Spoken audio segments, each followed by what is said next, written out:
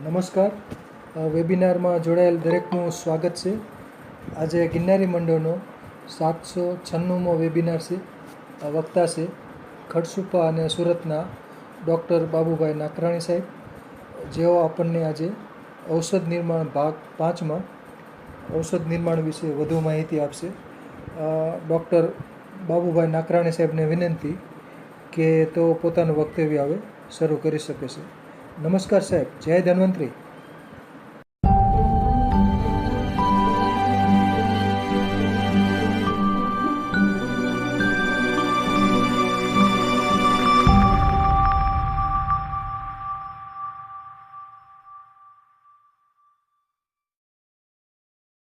જય ધન્વંતરી. નમસ્કાર બધાને.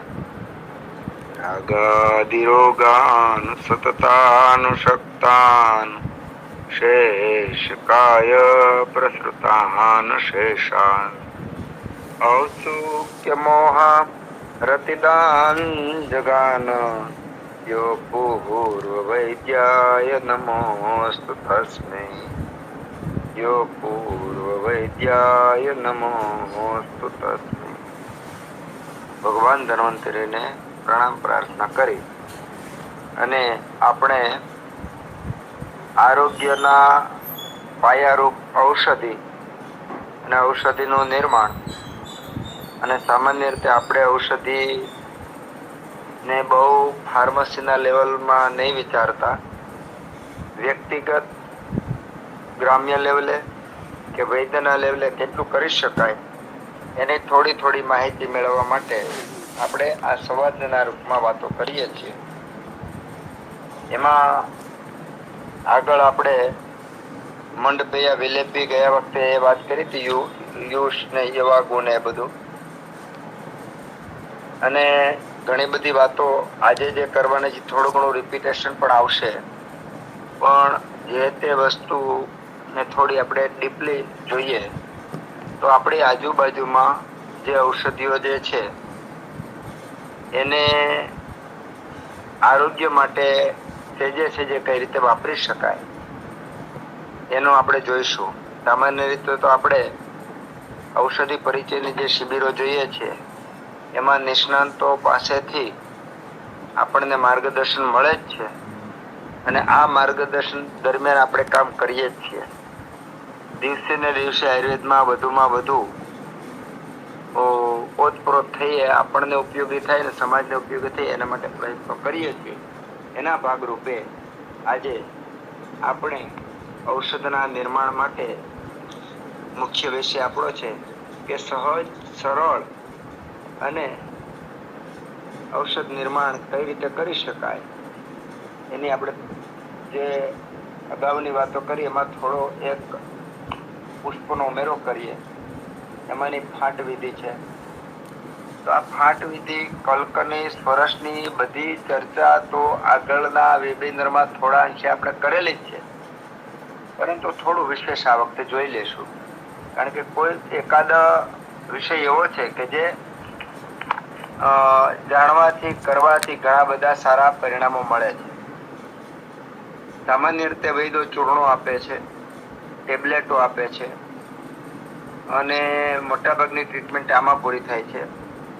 સાથે સાથે ઘણીવાર આપણને આસવ અને અરિષ્ટ પણ આપે છે, પરંતુ આયુર્વેદ એ એટલામાં પૂરું નથી થતું.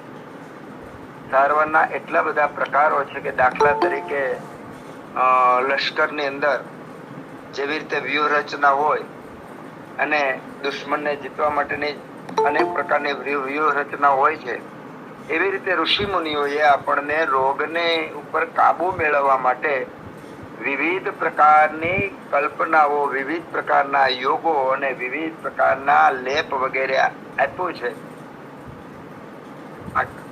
એવું બધું લેહને કે જેના કારણે અનેક પ્રકારે ટ્રીટમેન્ટ કરી અને રોગને આપણે નિર્મૂળ કરી શકીએ. તો એમાંનો એક છે કે જે ફાટ વિધિ. સામાન્ય રીતે ફાટ વિધિ અત્યારે પ્રમાણમાં વૈદ્યો ઓછું વાપરતા હોય છે, પણ દરેક કલ્પનાની અંદર ઋષિ મુનિઓએ કંઈક ને કંઈક વિશેષતા, ખાસિયત, રોગને અનુરૂપ, દર્દીને અનુરૂપ જે લક્ષણો બતાવ્યા છે એના માટે આપણે અછૂત ન રહીએ એટલે આને આપણે ઉઘાડ કરવાનો એક નમ્ર પ્રયત્ન કરીએ છીએ. સામાન્ય રીતે ફાટ ને મંથ ને આ બધી વસ્તુ જે છે આપણા ઘર વપરાશમાં આપણે ઉપયોગ કરીએ છીએ, પણ અલગ અલગ રીતે કરીએ છીએ. દાખલા તરીકે આપણે છાશ ને મંથન કરીએ છીએ, તો દહીંનું મંથન કરી અને છાશ બનાવીએ છીએ તો એ મંથ વિધિ થઈ. અને એ જ રીતનું આપણે ફાટ બનાવવાનું છે. તો ફાટમાં સામાન્ય રીતે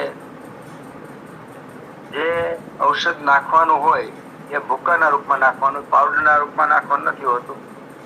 એ 4 તોલા ઔષધ હોય છે અને એને માટીની આંડલીમાં નાખી અને ગરમ કરવાનું.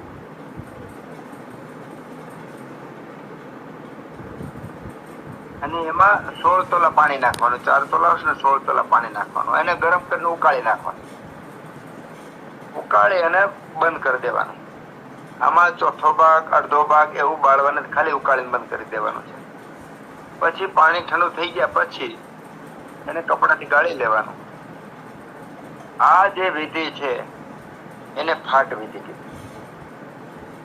આમાં 1/4 હાફ કે 1/3 એવું પાણી એટલું બાળવાની વાત નથી, એ આપણે વાત વિધિમાં જોઈ. પણ અહીંયા તો ઉકાળો જ માન. દાખલા તરીકે આપણે ચા છે તો ચાનો કેમ ઉકાળો કરે છે અત્યારે રૂટીનલી, એ રીતનો ઉકાળો કરવામાં આવે છે અને પછી બંધ કરી દેવામાં આવે અગ્નિ, પછી ગાળીને પીવામાં આવે. તો જે તૈયાર થયું એને ફાટ કલ્પના કહેવાય. હવે ફાટ કલ્પનાની અંદર પણ જે ઔષધો નાખ્યા હોય એની સાથે સાથે આપણે પ્રક્ષેપ દ્રવ્ય તરીકે બીજા ઔષધો નાખી શકીએ. દાખલા તરીકે મધ છે, સાકર છે, ખાંડ છે, ગોળ છે વગેરે જે કઈ ઔષધો નાખવા હોય એ આપણે સામાન્ય રીતે 5 થી 10 ગ્રામ એટલે વધુમાં વધુ 1 તોલા જેટલું આપણે નાખી શકીએ. આમાં દૂધ, ઘી, તેલ, ગૌમૂત્ર વગેરે પણ નાખી શકાય. જેવો યોગ અને જેવો રોગ એ પ્રમાણે વૈદ નક્કી કરતું હોય છે. અને એની માટે આપણે પ્રકૃતિ વગેરેને અગાઉના વેબિનારમાં અલગ અલગ વક્તાઓ દ્વારા આપણને આની માહિતી મળી છે.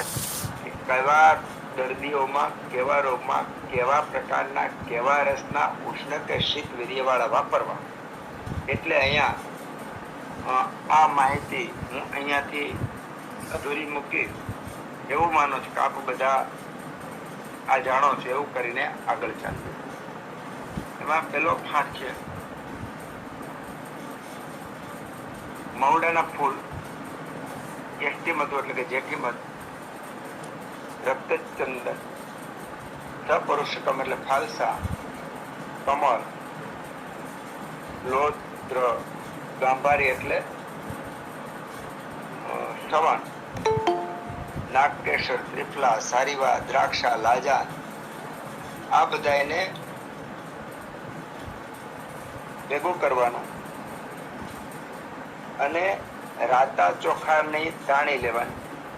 આ બધા ઔષધો ભેગા કરી અને ખાંડી નાખવાના અને એ 4 તોલા ઔષધ લેવા, એમાં 16 તોલા પાણી નાખવાનું, ઉકાળી નાખવાનું. નીચે ઉતારી પાણીને ઉકાળી નાખવાનું, પછી નીચે ઉતારી અને ઔષધિ નાખી દેવાની. આ જે છે એને મધુકાથી ફાંડ કહેવાય. આમાં ઠંડુ થયા પછી મધ, સાકર નાખીને પીવાનું.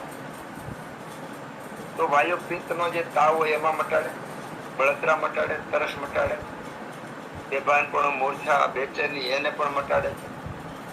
ભ્રમ એટલે કે ચક્કરને મટાડે, રક્તપિત્તના રોગો એને મટાડે. આવા રોગોને નિઃસંદેહ મટાડે એટલે કે અવશ્ય મટાડે. આમાં આપણે શિવન એટલે કે ગાંભારી શબ્દ આવ્યો.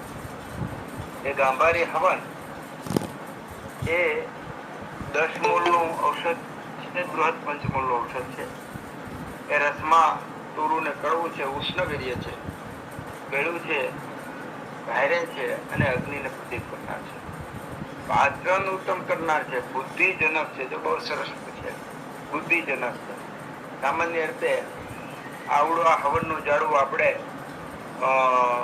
યજ્ઞ વગેરેમાં, બારશાક વગેરેમાં મૂકતા હોઈએ છીએ, તો એ પવિત્ર ઝાડવું ગણાય છે. તો અહીંયા આપણને બુદ્ધિજનક, બુદ્ધિ વધારનાર કીધું. ઝાડનાલર ભ્રમ, શોષ, ત્રિદોષ, તરસ, મસા, શૂળ, વિષ બાધા બધાને મટાડનાર. એટલે આ ઔષધો આમાં જે છે એમાં ઘણા ઔષધો રસથી કામ કરે, ગુણથી કામ કરે, વીર્યથી કામ કરે, પ્રભાવથી કામ કરે. એમાં સેવન પોતે ગુણની સાથે સાથે, વીર્યની સાથે સાથે પ્રભાવથી સરસ કામ કરે. અને અહીં અવશ્ય શબ્દ વાપર્યો છે કે નિસંદેહ દૂર કરે. નિસંદેહ એટલે કે ઘણી વાર મણી, મંત્રો કે ઔષધિનો ઔચિત્ય પ્રભાવ હોય, એમાં આપણી બુદ્ધિ નહીં ચાલે, એમાં આપણું ગણિત નહીં ચાલે, પણ એના પરિણામ અવશ્ય હોય છે. અને એના અખતરા કરવાથી આપણી બુદ્ધિનો તાગ મળી ન શકે.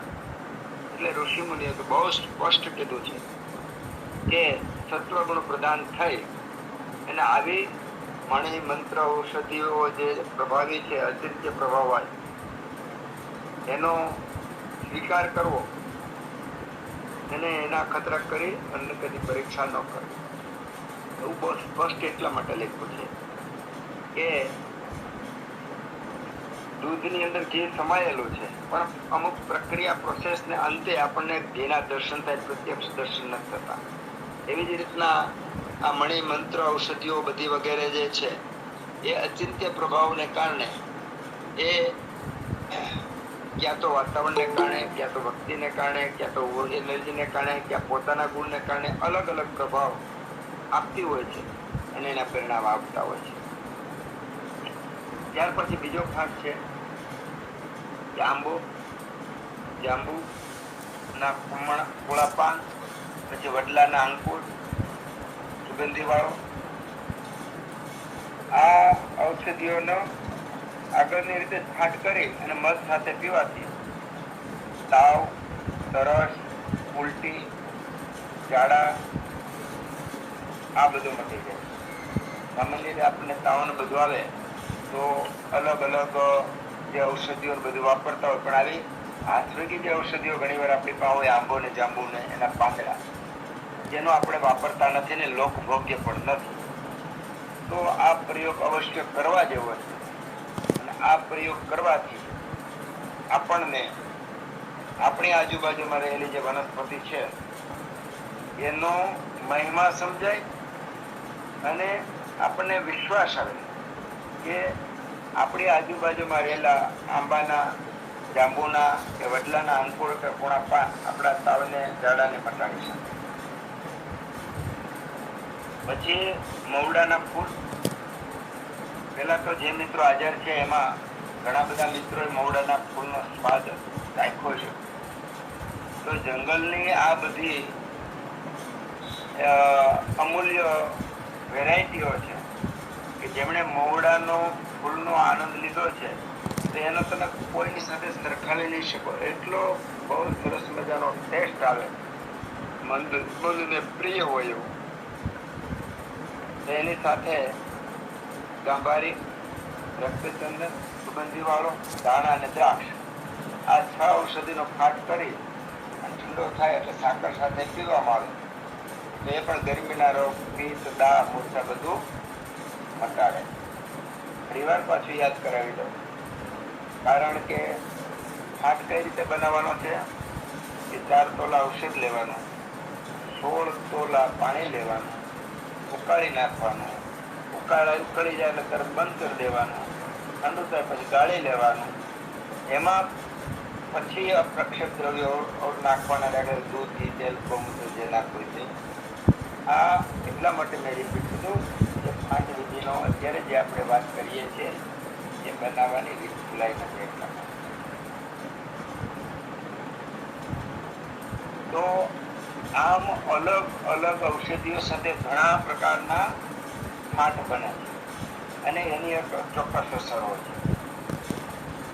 ઔષધિને 4 ગણું ઉકાળવું, 3 ગણું તળવું, અડધું ઉકાળવું, તો એની અંદર રહેલી કાઠિનતા, એની અંદર રહેલા પંચમહાભૂત, એની અંદર રહેલા જે તત્વો રસ છે એના આધારે ઋષિમુનિએ અલગ અલગ યુગો આપેલા છે. અહીંયા ફાટ વિધિની અંદર મૃદુ ઔષધો વિશેષ કરીને વાપરવાના આવે છે, જેના કારણે એમાં રહેલા જે તત્વો છે એ પાણીમાં ભળી અને આત્મસાત શરીરની અંદર થઈ જાય. કારણ કે પાણીની અંદર પચેલા ઔષધો શરીરની અંદર શોષાય અને તુરત જ આપણને રોગમુક્ત કરે છે. હવે ફાટનો વિધિ જોઈએ. હવે મંથનો વિધિ. મંથન એટલે મિક્સ કરવું, વલોવું. મંથોપી ફાંટ વેદઃ. મંથ છે ને ફાંટનો એક પ્રકાર છે. 4 તોલા ઔષધ લેવાનું અને બરાબર કૂટી નાખવાનું અને એના 16 તોલા ઠંડા પાણીમાં માટીના વાસણમાં નાખી અને વલોવાનું, રવૈયાથી વલોવાનું. ઓમાં ગરમ પાણી કરવાનું, તો અહીંયા ઠંડા પાણીમાં રવૈયાથી વલોવાનું. બરોબર વલોવાઈ જાય એટલે એને ગાળી લેવાનું. આને મંથ કહે છે. સૌરાષ્ટ્રમાં ઘેરે ઘેરે છાશ જે આપણે વલોવીએ છીએ એ મંથનું ઉત્તમમાં ઉત્તમ ઉદાહરણ છે. અને આની માત્રા 8 તોલા છે. મંથ પણ ફાંટનો જે ભેદ છે તેથી કહ્યો છે. અહીં આપણે ગામડામાં જે દહીં વલોવીને છાશ બનાવીએ છીએ એ મંથ જ છે, પણ એમાં ગરમ પાણી નાખવામાં આવે એના બદલે અહીંયા ઠંડુ પાણી નાખવાનું.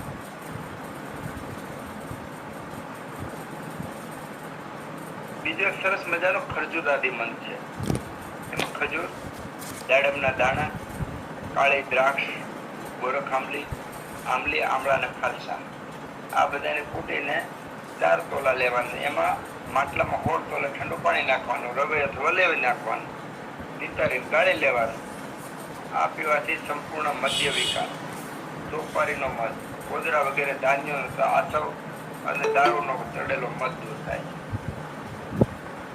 હવે પેલો છે કે આમાં મધ હોય એમણે જ પીવું તો એનો મધ દૂર થાય, પણ મધ ન હોય અને જો અલ્પ માત્રામાં પીવામાં આવે તો નર્વસ સિસ્ટમને બહુ સારામાં સારી રીતે એક્ટિવ કરે છે. પણ એની માત્રા અલ્પ હોય. આમાં જે 4 તોલા છે એની જગ્યાએ માત્રા અડધો તોલો થઈ છે.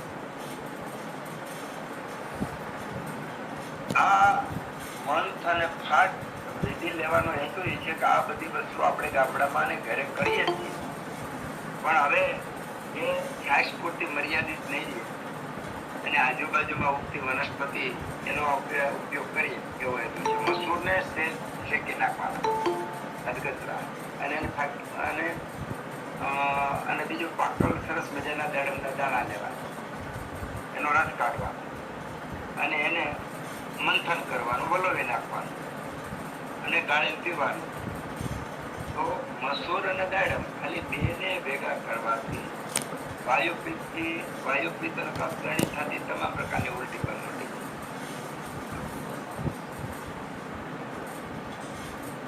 હવે જવનો આખા જવને શેકી લેવાનું, એને કૂટી લેવાનું અને પછી ઠંડા પાણી મેળવી દેવાનું. બહુ જાડું નહીં, બહુ પતલું નહીં, એવું પાણી વલોવી અને ઘી મેળવી અને પીવાથી તરસ, દાળ, રક્તપિત્ત આ બધી દૂર થાય છે. ડાંગની અંદર આદિવાસી લોકો આ રીતનું પેલા ભાતને બાફી નાખે, બફાઈ જાય એટલે પૈડા હોય, પછી એને કા નમક નાખે, કા ધાણા જીરું નાખે, કા અજમા નાખે, પછી એને વલોવી નાખે, નમક નાખે, વલોવી નાખે, વલોવી અને એ પીતા હોય. આપણને ઘણી વાર એમ થાય કે આમાં એને સ્વાદ શું આવતો હોય, પણ એક વખત એક ટુકડામાં આ રીતની એ લોકો વિધિ કરતા હતા. તો એ જયારે ટેસ્ટ કર્યો ત્યારે એમ થયું કે હોટલની અંદર પણ આ જે ટેસ્ટ ન મળે, કારણ કે આ જે મધ છે એ આપણા મોઢાની અંદરથી પેટ સુધી જાય તેની સંવેદનાની અનુભૂતિ આપણે કરી શકીએ. તો અલગ અલગ ઔષધિ, અલગ અલગ ધાન્યના અલગ અલગ જે મંત્ર છે એ પણ પ્રચલિત કરવા જેવા છે અને જીવનમાં, વ્યવહારમાં, ઘરમાં, ખોરાકમાં આપણે ઉતારવા જેવા છે.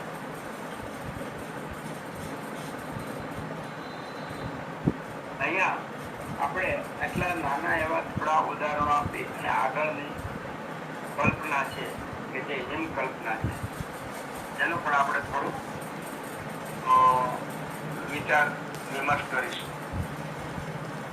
સામાન્ય રીતે જીર્ણ જ્વર એટલે કે જૂનો તાવ હોય, બળતરા હોય, પિત્તને કારણે શરીરમાં ગરમી વધી ગઈ હોય, તો એવા સમયે શરીરને ઠંડુ પડવા માટે, પિત્તનું શમન કરવા માટે ઔષધો તૈયાર કરવાનો જે એક વિધિ છે એ વિધિનું નામ હિમ શુદ્ધવાય. અને આમાં સામાન્ય રીતે ઔષધને રાત્રે પલાળી દેવાનું અને સવારે ચોળીને ગાળી લેવાનું. આ રીતની કરવાની જે વિધિ છે એને હિમ વિધિ કહેવામાં આવે. આજે પહેલા આપણે માટ વિધિ જોઈ. માટની અંદર ઔષધને 4 તોલા 16 ગણા પાણી ઉકાળી ઉતારી ઠંડુ કર્યા પછી એમ જ અથવા પ્રક્ષેપ દ્રવ્ય નાખીને પીવાનું એક માટ વિધિ.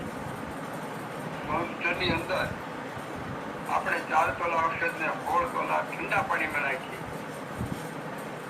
અને ઓલવી નાખ્યું અને પછી એનો જે ઉપયોગ કરીએ અથવા બીજા ઔષધો નાખીને ઉપયોગ કરીએ તો એને મંથ વિધિ કીધો. હવે પછી આપણે જે જોઈએ છીએ હિમ વિધિ, એ હિમની અંદર રાત્રે ઔષધને પલાળી દેવાનું અને સવારે ચોળી અને ગાળી પી લેવાનું. આ ક્રિયા કરવાથી એમાં ઠંડા ગુણો આવે છે. એના કારણે અહીંયા હિમ એવું નામ આપેલું છે. હિમમાં ખાસ કરી અને અરડુસી, જઠીમધ, દ્રાક્ષ, કમળ, આંબો, ધાણા, સાકર, પરપટક એટલે કે પીપળો, આંબળા આવા બધા ઠંડા ઔષધોનો વિશેષ ઉપયોગ કરવામાં આવે. ઘણી વાર તો આપણે ન ખબર હોય એવા બધા ગુણો આ ઔષધોને ઠંડા પાણીમાં પલાળવાથી ઉત્પન્ન થાય છે અને એનું મહત્વ પણ ખૂબ છે. સામાન્ય રીતે જીર્ણ જ્વરની ઉપર જો આ હિમનો ઉપયોગ કરવામાં આવે તો બહુ સારા પરિણામો મળે છે. સામાન્ય રીતે આપણા આજુબાજુમાં ગળો જેવી ઘણી વનસ્પતિઓ આપણે ઓળખીએ છીએ, અલગ અલગ ઉપયોગ પણ કરીએ છીએ. આ ગળોનો હિમ પણ બહુ સરસ મજાના ઉપયોગી છે તાવ વગેરે. જો આપણે આ ગળો, લીમડો, હળદર, અરડુસી એનો ઉપયોગ નહીં કરીએ, લોકોકે નહીં બનાવીએ, તો વિદેશની અંદર તો આ વસ્તુ લઈ જાય અને એની અંદરથી તત્વ કાઢી અને આપણને અલગ અલગ નામ ને સ્વરૂપ આપી અને લાખો કરોડો રૂપિયા આપણી પાસેથી લૂંટી લે.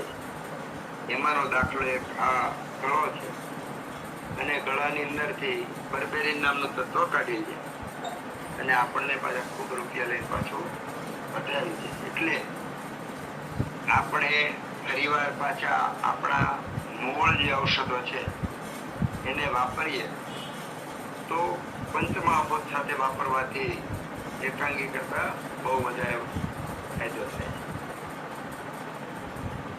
હવે આ હિમ બનાવવાનો વિધિ જરાક જોઈ લઈએ તો 4 તોલા ઔષધને ખાંડી નાખવાનું અધકચરું અને એના 24 તોલા ઠંડા પાણીમાં માટીના માંડલામાં નાખવાનું.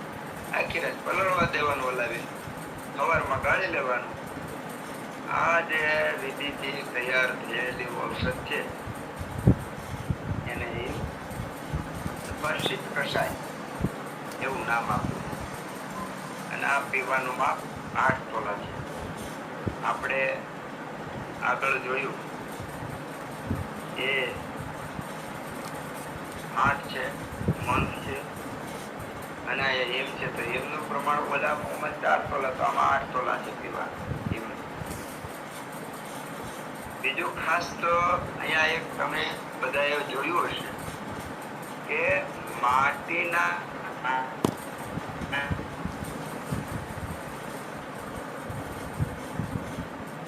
રાખવું. તો આજે જેટલી ધાતુઓ શોધાઈ એ બધી ધાતુઓ ઉત્તમ પ્રકારની શોધ હજારો વર્ષ પહેલા થયેલી જ હતી. જ્યારે પુસ્તકો લખાયા ત્યારે આ ધાતુઓ હતી જ.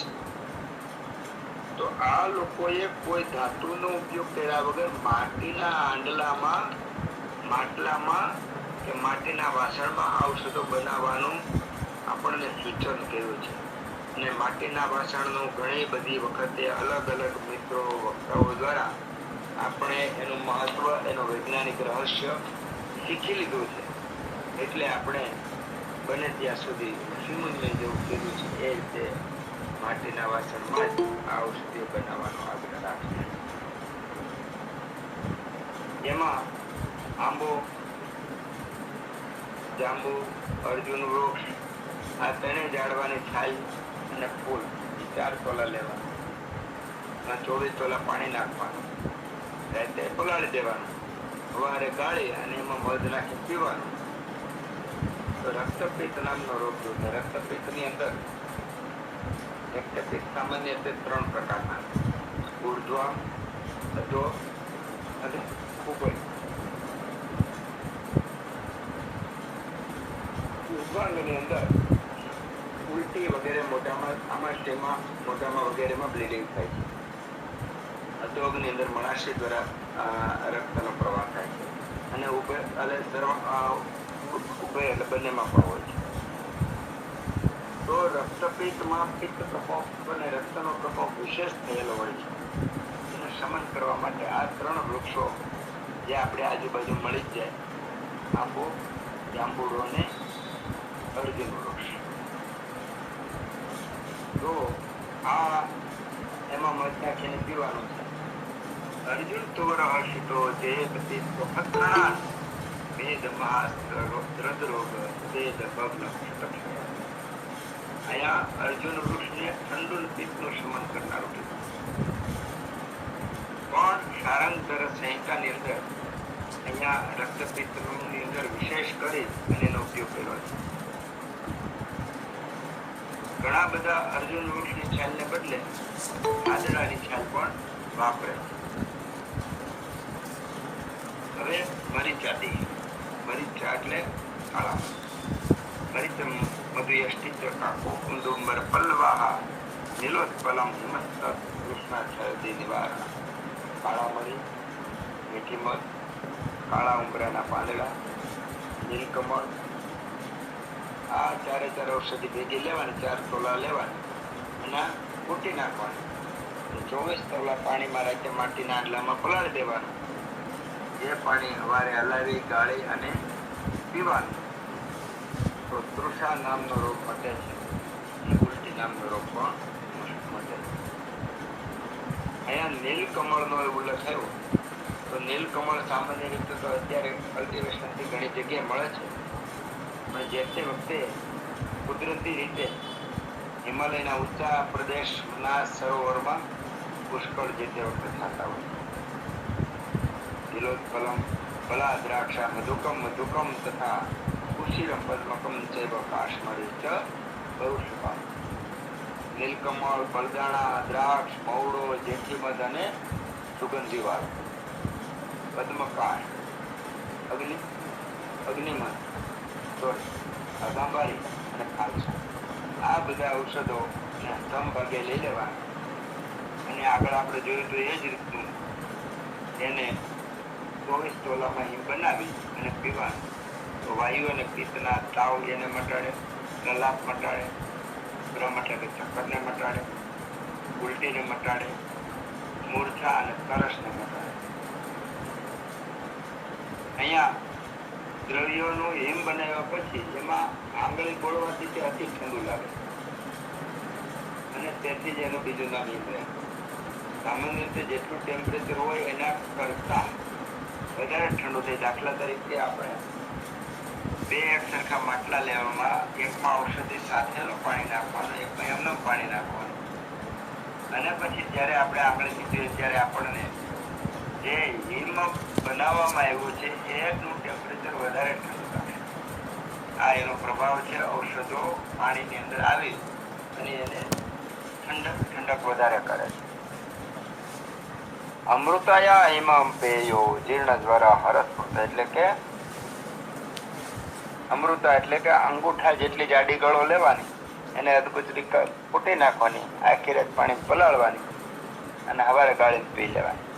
ઘણા બધા દર્દીઓને આ પ્રયોગ આપીએ છીએ અને આ પ્રયોગથી આપણો હેતુ ઘણીવાર દીપન પાચનનો હોય કે શરીરમાં દોષોનું બેલેન્સ કરવાનો હોય, પણ ખૂબ બધા દર્દીઓમાં જૂની કબજિયાત, જે કબજિયાત વર્ષોથી મળતી જ નહોતી, હેબિચ્યુઅલ થઈ ગઈ હતી, જેમાં એ લોકોએ ચૂર્ણ કે કંઈક ને કંઈક લેવું જ પડે, એવી વ્યક્તિઓને, એવા દર્દીઓને આ અમૃતા હિમથી કાયમી કબજિયાત મટી ગયાના દાખલા. તો એનું કારણ છે કે ગળો ખરેખર ઉષ્ણવીર્ય છે, દીપન છે. તો દીપન કર્મ કરે, અગ્નિને બરાબર રાખી અને પિત્ત વધવા ન દે હિમને કારણે, અને વિબંધને દૂર કરનાર છે, વાયુનો નાશ કરનાર. એટલા માટે અમૃતાના તો ખૂબ બધા ફાયદા, જેટલા વાતો કરી એટલી ઓછી, પણ અહીંયા અનુભવને કારણે કહું તો જૂનામાં જૂની કબજિયાત તોડી અને મટાડના. રાતોરાત નહીં, 2-4 મહિના એવો પ્રયોગ કરશો એટલે 15 મહિના દિવસમાં એનું પરિણામ આવશે. વાસા દેહી, વાસા એટલે કે અરડુસી, એનું પણ આ જ રીતનું હિમ બનાવી અને જો પીવામાં આવે તો ઉધરસ, રક્તપિત્ત અને તાવ એ મટી જાય. અહીંયા સામાન્ય રીતે રક્તપિત્ત ઉપર આપણે અરડુસી વગેરે ઔષધોનો પુષ્કળ ઉપયોગ કરીએ છીએ, પણ એમાં હિમનો વિશેષ કરીને ઉપયોગ કરવામાં આવે. ઠંડા પાણીમાં રાતે દાણા પલાળી દેવામાં આવે અને સવારે એ પાણી ગાળી લઈ સાકર મેળવીને જો પીએ તો શરીરની બળતરા, દાહ, તરસ એ બધી મટી જાય અને સ્ત્રોતો દોષ રહિત શુદ્ધ થઈ જાય. અત્યારે ગરમીનો કાળ ચાલી રહ્યો છે, ગ્રીષ્મકાળ. સૂર્યનારાયણની ગરમી પણ પરાકાષ્ઠાએ છે, વાદળાને કારણે બફારો ગરમી પણ પરાકાષ્ઠાએ છે. સાથે સાથે જેનામાં થોડી ઘણો પણ પિત્ત વધારે, જે લોકોને પણ ગરમી ખૂબ થતી હોય, તો આવી વખતે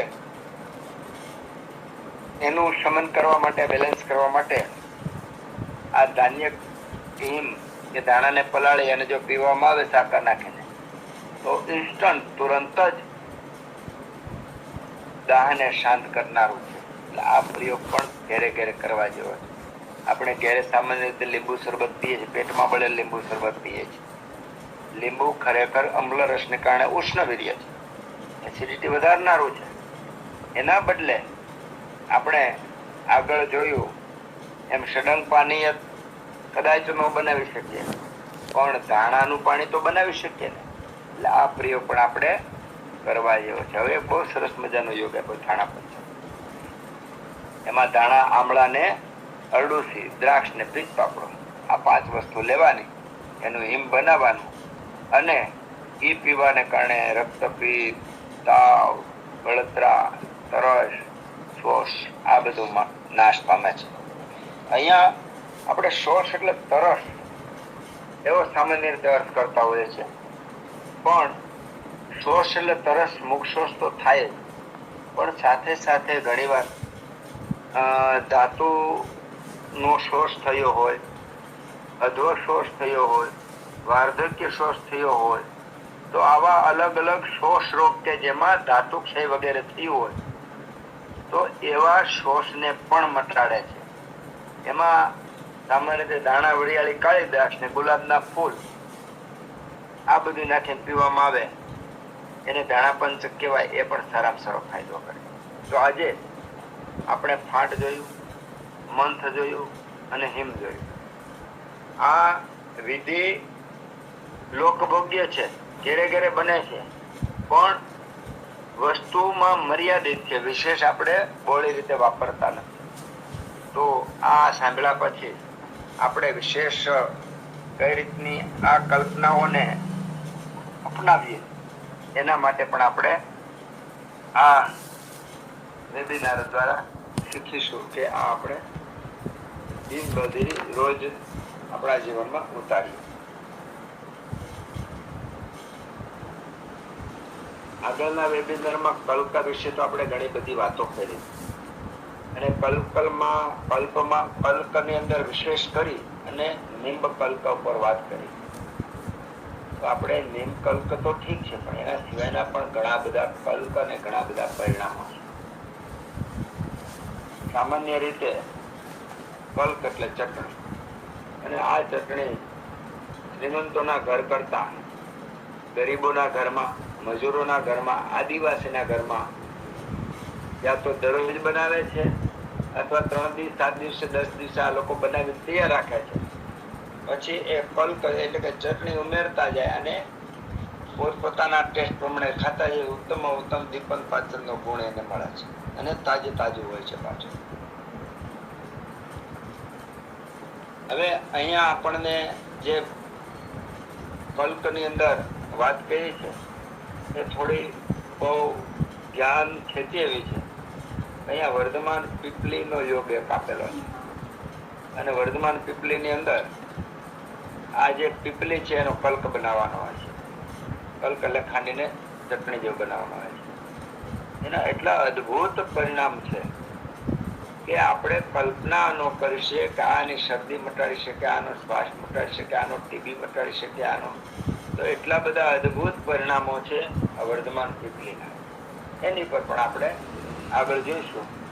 પણ સાથે સાથે અહીંયા આપણે લસણનો કલ્ક પણ આપ્યો છે, હરડેનો કલ્ક પણ આપ્યો છે, અને એની પાછળ ઘણું બધું રોગો મટાડવાની શક્તિ પણ રહેલી છે. એટલે આ કલ્પના પણ ખૂબ બધી અસરકારક. કલ્ક કઈ રીતે બનાવવાનો?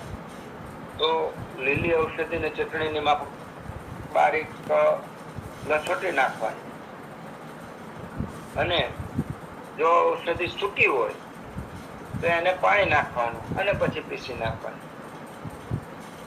આ પીસેલી લસોટેલી જે ઔષધિ છે એને કલ્ક કહેવામાં આવે છે. અને આનું આપણે જો ઉપયોગ કરીએ, સેવન કરીએ, તેની માત્રા સામાન્ય રીતે 1 તોલો છે. 1 તોલો 10 ગ્રામ અંદાજિત આપણે ગણી લેવાનું. અને એમાં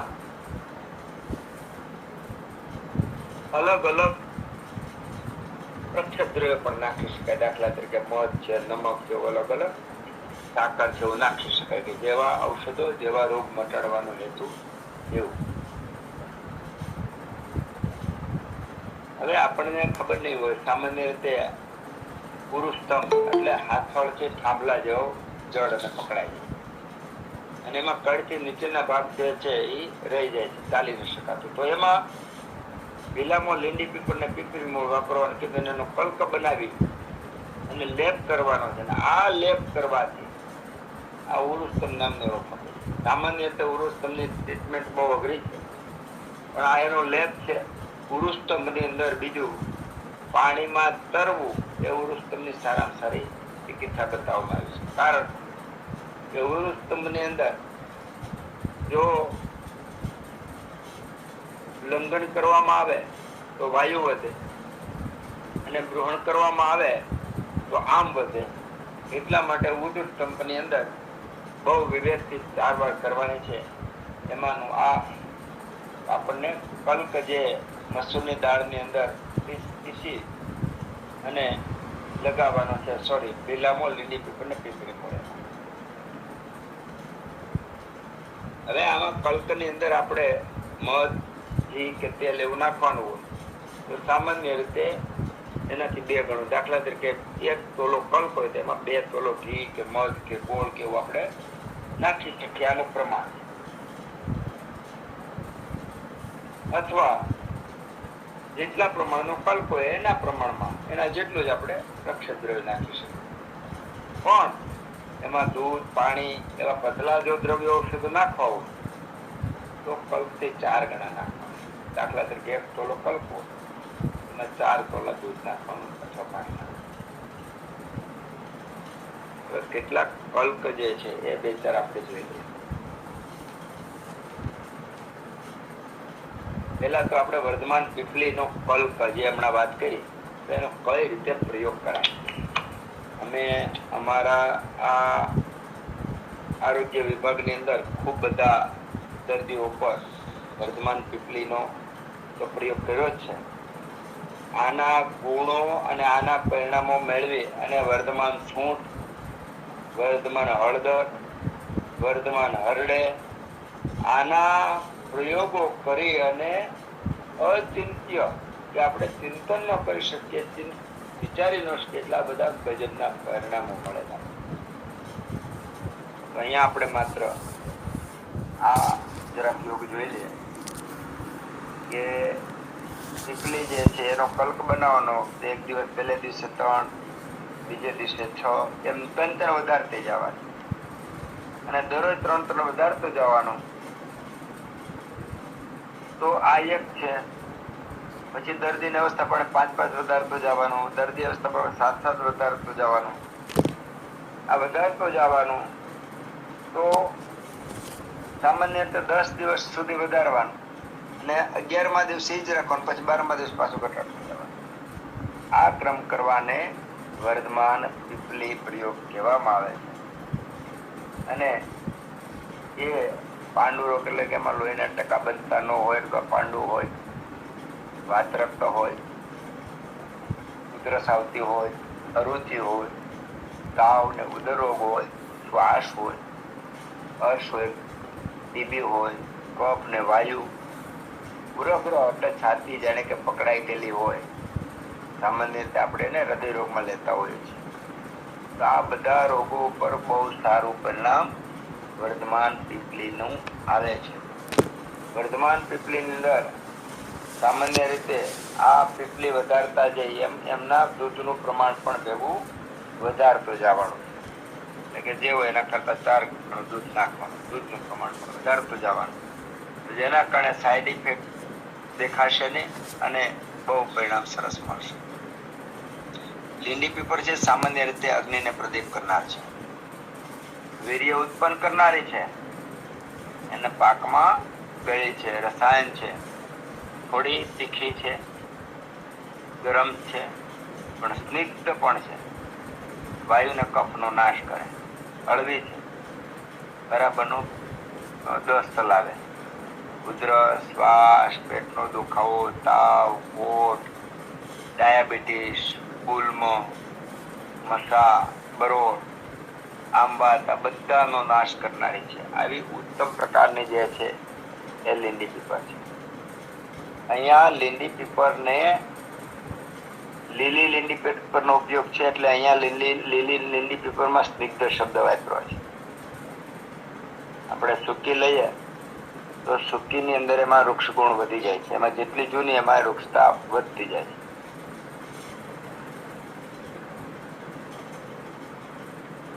અહીંયા આપણને હૃદય રોગની અંદર પણ આ લીંડી પીપરનો ઉપયોગ કરવામાં આવે છે. કારણ કે લીંડી પીપરને મર્યાદિત સમય સુધી જ ઉપયોગ કરવાનો હોય છે. વર્ધમાન પીપલીમાં 20 દિવસ, કોઈ 7 દિવસ, એમ અલગ અલગ. સતત કાયમી પીપલી ચૂર્ણ લેવાનું નથી. કારણ કે જો સતત પીપલી ચૂર્ણ લેવામાં આવે તે લેખન કર્મ કરનાર છે, વૃક્ષ કર્મ કરનાર છે, એટલે માંસને ખાઈ જાય. કફ હોય ત્યાં સુધી કઈ વાંધો નહીં, આપણને બહુ સુખની અનુભૂતિ થાય. પણ જેવો કફને ખાઈ જાય, કફ ઓછો થઈ જાય પછી ધાતુને ખાવા માંડે. એટલે પીપલીનો ઉપયોગ મર્યાદિતમાં કરવાનો. જેવું સમ્યક પરિણામ આવે એટલે પછી પીપલીનો ઉપયોગ બંધ કરી દેવાનો છે. પીપલી રસાયણ પણ છે, વર્ધમાન પીપલી પણ છે, પીપલિયાદી લેહ પણ છે, પીપલિયા સૌ પણ છે. એમ વિવિધ યોગો પીપલીના બનાવી અને અલગ અલગ દર્દીઓમાં અલગ અલગ રોગોમાં આપણે વાપરતા હોઈએ છીએ. આમ 3, 7 કે 5 એવા અલગ અલગ લીંડી પીપરને વધારતા દર્દીનું મધ્યમ, અલ્પક, ઉત્તમ બળ પ્રમાણે દિવસો નક્કી કરવાના હોય છે અને એને પ્રયોગો કરવાના હોય છે. આપણે આગળના પહેલા જ્યારે શરૂ કરી ઔષધ નિર્માણની, ત્યારે પહેલા જ વેબિનારની અંદર લીમડાના કલ્કનો ઉપયોગ અને એની ઘણી બધી વાતો કરી. એ કલ્ક બાંધવાથી જે વ્રણ હોય એ તો રૂજાઈ જાય, એનું શોધન પણ થઈ જાય છે. અને જો આ કલ ખાવામાં આવે તો ઉલટી, કોટ, પિત્ત, કફની બીમારી, કૃમિરોગ, બીજા એવું બધું ઘણું પણ નાશ પામે છે. લીમડો છે ને કડવો તો છે, પણ એમાં તુરો ગુણ પણ છે. એટલે ઘાની આજુબાજુની જે દિવાલો છે એનું સંકોચન થાય છે. એના પરિણામે એ વ્રણનું સારામાં સારી રીતે શોધન કરે છે. હવે એમાં મહાનીમ એટલે બકાન લીમડો, મહાનીમ જટાકલ્કો ગુરુદ્રસી નાશના સ્મૃતા. મહાનીમ એટલે બકાન લીમડો જે છે એના મૂળને પાણી સાથે વાટી લેવાનું અને એના કલ્કને કરીને પીવામાં આપવામાં આવે તો સાયટિકા એટલે કે ગુરુદ્રસી મટી જાય છે. એટલું સરળ અને સીધે સીધું આપણને યોગ કહેવામાં આવે તો આનાથી વિશેષ બીજું કયું હોય કે મહાનીમ એટલે કે બકાન લીમડાના મૂળને કલ્ક બનાવીને પીવામાં આવે તો સાયટિકા માટે. એટલે નહીંતર અત્યારે સાયટિકાના દર્દી 10 દર્દી એક દર્દી સાયટિકાનો કોઈને મટતું નથી. ન મટવાનું કારણ એલોપેથીમાં તો એનો બીજો કોઈ ઉપાય નથી. ડોક્ટર છેલ્લે એવું કહેશે કે રક્ત દબાય છે તો એ મણકાને તમે એ રીતે પેલું કરી નાખો, ખાંચો કરી નાખો, રક્ત દબાતી બંધ થઈ જાય. આયુર્વેદની અંદર જે વૈદ પ્રબુદ્ધ છે, અંશાંશ કલ્પના પ્રમાણે કામ કરે એ લોકો સારા પરિણામ મેળવી શકે છે. અનુભવને અંતે એવું કહી શકાય કે આવા સાદા પ્રયોગો ખૂબ સારા અસરકારક છે અને અમને બસ્તી ચિકિત્સામાં આ સાયટિકામાં બહુ સારા પરિણામ મળ્યા છે. 10 માં 100 માંથી 90-95 ને સાયટિકા હારી થઈ ગઈ છે. એમાં અશ્વગંધા, બલા, દશમૂળ, અલગ અલગ નિર્ગુંડી, અલગ અલગ તેલને સિદ્ધ કરી અને બસ્તી તરીકે, માત્ર બસ્તી તરીકે ઉપયોગ કરવાનો હોય છે. તો અહીંયા બકાન લીમડાને સાયટિકા એટલે કે રાંજણ મટાડનાર માટે ઉત્તમ કલ્ક કીધો. આ જ રીતનો લસણનો કલ્ક છે, એને તલનું તેલ મેળવીને પીવામાં આવે તો વાયુના ભયંકરમાં ભયંકર રોગો દૂર થાય છે અને મેલેરિયા જેવા વિષમ જ્વર એ પણ દૂર થાય છે. અહીંયા આપણે જોયું તો તલનું તેલ તો સ્નિગ્ધ છે અને એની આયરે આપણે લસણ લીધું તો એ વાયુનું શમન કરે છે. વિષમ જ્વરમાં સામાન્ય હાથે હાથ ધાતુ, ત્રણ દોષ ને મળ ને એવું બધું વિકૃત થયેલું હોય છે. એવું થયું હોય ત્યારે આ કલ્ક સારામાં સારો ઉપયોગ કરે છે. પણ તાવ આવતો ન હોવો જોઈએ. તાવ આવતો હોય ત્યારે આ કલ્કનો ઉપયોગ કરવો નહીં. લસણના તો ઘણા બધા કલ્પ આપ્યા છે, એમાં આપણે પરિવાર પાસે જોઈએ છે. ઉત્તમ પ્રકારની મોટી લસણની કળી લેવાની, એના ફોતરા કાઢી નાખવાના અને કળીને ચીરીને વચમાં એના જે લીલા અંકુરો ને દૂર કરી નાખવાના અને એની દુર્ગંધ હોય એને દૂર કરવા માટે કળીને રાતે છાશમાં પલાળી દેવાની. સવારે કળી કાઢી લેવાની અને બારીક પીસી લેવાની. પછી સંચળ, અજમો, શેકેલી હિંગ, સિંધાલુણ, સૂંઠ, કાળા મરી, લીલી પીપર ને જીરું એટલી ઔષધિ નાખવાની અને માપમાં એમાં 5મા ભાગનું જે નાખ્યું એમાં 5મા ભાગનું લસણનું લવણ નાખવાનું આપણે પેલા માટે. આ બધાને એક તોલો કલકા લેવાનો, એમાં એરંડાના મૂળનો ઉકાળો લેવાનો. એની સાથે જો પીવામાં આવે તો સર્વાંગવાદ, આખા શરીરમાં વાયુ થતો હોય, હાથ પગમાં એકાદ જગ્યાએ થતો હોય, મોઢું વાંકું થઈ જતું હોય, ફેશિયલ પેરાલિસિસ હોય, ધનુર્વાત હોય, મૃગી કપસ્માર હોય, ઉન્માદ ને ઉરુસ્તંભ હોય, સાયટિકા હોય, છાતીમાં પીઠમાં દુખાવો હોય, કમરમાં દુખાવો હોતો હોય, પડખામાં દુખાવો હોય, કૃમિ હોય, આ બધા રોગો નાશ પામે. પણ લસણ જે ખાતા હોય ને એને અજીર્ણ કરે એટલે કે પચવામાં ભારે એવો પદાર્થો તડકામાં ફરવાનું, ગુસ્સો કરવાનું, મદ્યપાન, માંસભક્ષ અને ખટાશવાળા પદાર્થો, આમાં દૂધ, ગોળ એનો ત્યાગ કરવાનો છે. હવે ફરીવાર પાછું ગુરુ સ્તંભ ઉપર આપણને એક બીજો સરસ મજાનો યોગ આપ્યો છે. એમાં લીંડી પીપર, પીપળી મૂળ અને બિલામો આ 3 ઔષધનો કલ્ક સાથે ખાવાથી ગુરુ સ્તંભ મટી જાય. જો આનો હું બીજો એક દાખલો દઈ દઉં કે લીંડી પીપર, પીપળી મૂળ અને બિલામો મારે લગભગ આજથી 20-22 વર્ષ પહેલા એક દર્દીને સાયટિકા એટલે કે ગ્રદ્રસી કોઈ રીતે મળતો નહોતો. એ વખતે મેં બિલામાના પેંડા બનાવ્યા હતા. આ બિલામાનો પેંડો મેં એને એટલા માટે આપ્યો કે એને આ જે વાયુ જે છે એ દૂર થાય એના માટે. તો 15 દિવસ પછી દર્દી આવ્યો તો દર્દી રાજી થઈ ગયો. મન કે સાહેબ હજી ઓલા દુખાવામાં તો 10-15% ફેર છે, બહુ જાજો ફેર નથી, પણ મારું પગનું ખરજવું લગભગ 25-30 વર્ષ ત્યાં પગનું ખરજવું તો કોઈ રીતે મટતું નહોતું, એ આ યોગથી મટી. તો અહીંયા આપણે ભીલામાનો પેંડો દૂધમાં બનાવેલો હતો, તો ખાવા માત્રથી ભીલામાના ગુણ છે એનું તેલ દરેક સૂક્ષ્મ સ્ત્રોતોમાં પ્રસરી અને આરપા લઈને સ્ત્રોતો શુદ્ધ કરે છે.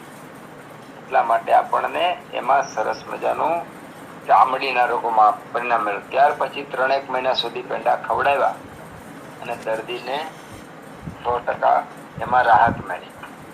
તો આવા પ્રયોગો એવા છે કે જે પ્રચલિત ઓછા છે અને પરિણામ આપનારા છે. એટલા માટે આપણે આ વેબિનાર દ્વારા આવા રહસ્યમય રીતે છુપાયેલા જે પ્રયોગો છે, જે અનુભવમાંથી બહાર નીકળ્યા અને પરિણામો મેળવેલા છે, એની આપણે વાતો કરીએ છીએ, જેના કારણે આપણે જલ્દી આપણને પરિણામ સારા મળે. તો અહીંયા લીંડી પીપર, પીપળી મૂળ, બિલામો આ 3નો કલ્ક ખાવાથી ઉત્તમ મટી જાય છે.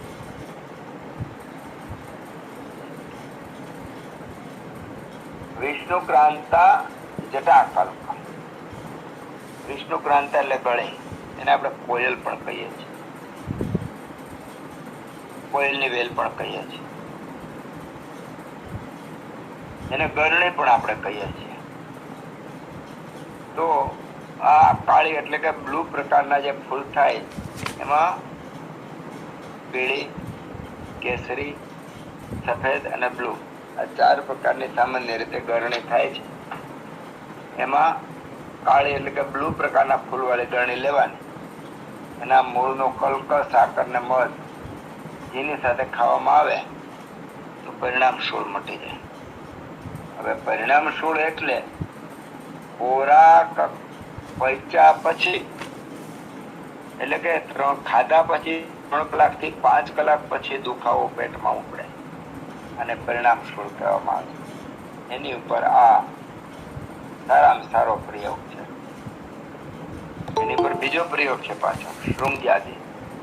એમાં સૂંઠ, તલ ને ગોળ, સૂંઠ, તલ અને ગોળ આ 3 ઔષધને દૂધની સાથે પીવામાં આવે તો આમ વાત ને પરિણામ શૂળનો નાશ થાય.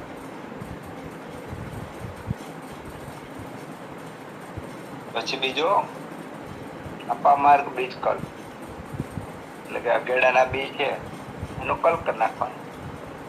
ચોખાના ધોવરામણ સાથે પીવામાં આવે તો લોહી પડતા મસા પણ મટી જશે. હવે અહીંયા તો એવું છે કે એમાં કાંઈ સંશય નથી, એટલે કે અવશ્ય મટી જાય. અગેડાના બીનો કલ્ક કરી લેવાનો અને એમાં ચોખાનું ધોવરામણ નાખી દેવાનું, એની હારે પીવાનું. હવે રક્ત અતિસાર એટલે ઝાડાની અંદર લોહી પડતું હોય તો અહીંયા સામાન્ય રીતે બદરી શબ્દ વાપર્યો છે બોર માટે.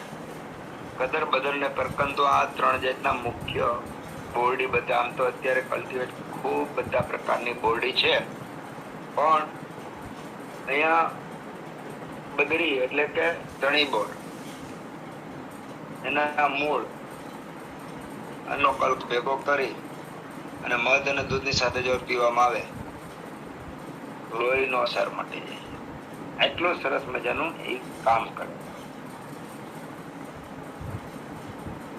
બીજું લાક્ષા કલ્પ કે બોર ને પીપર ની લાખ 2 તોલા એનું બારીક ચૂર્ણ કરી 4